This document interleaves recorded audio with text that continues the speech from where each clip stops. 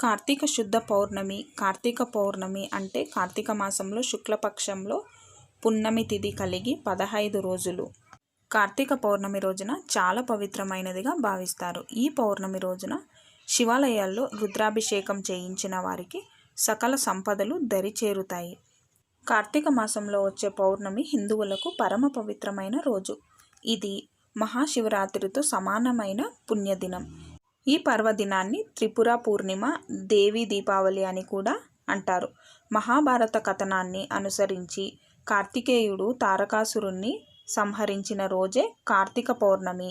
ప్రజలను నానా రకాలుగా హింసిస్తున్న తారకాసురుడు ఇక లేడన్న ఆనందంతో దీపాలు వెలిగించి సంబరం చేసుకున్నారు. 1000 ఏళ్ల రాక్షసుల పాలన అంతరించిన శుభ సందర్భంగా మహాశివుడు తాండవం చేశాడని పురాణాలు చెబుతున్నాయి. కార్తీక పౌర్ణమి అటు శివునికి ఇటు విష్ణుమూర్తికి కూడా ప్రియమైన రోజు.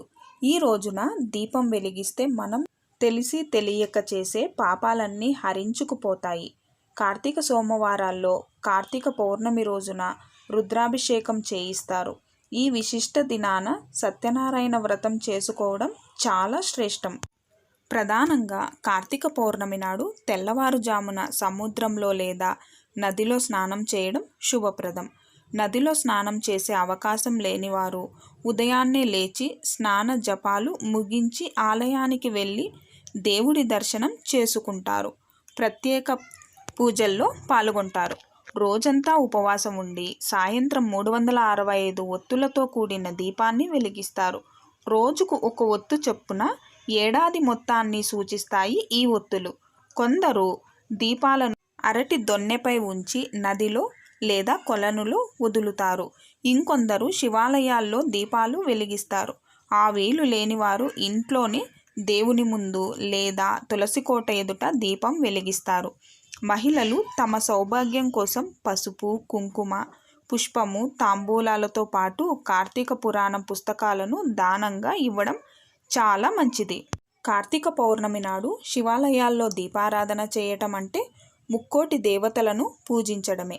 సకల పుణ్య నదుల్లో స్నానం చేసిన ఫలం దక్కుతుంది. కార్తీక పౌర్ణమి నాడు చేసే దీపారాధనతో ఇహలోకంలో సుఖ సౌఖ్యాలు, పరలోకంలో ముక్తి లభిస్తాయి. కార్తీక పౌర్ణమి జైనులకు, పంజాబీలకు కూడా విశిష్ట పర్వదినం.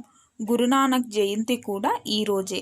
ఈ విశేష పర్వదినాన గంగా మహోత్సవం కూడా నిర్వహిస్తారు.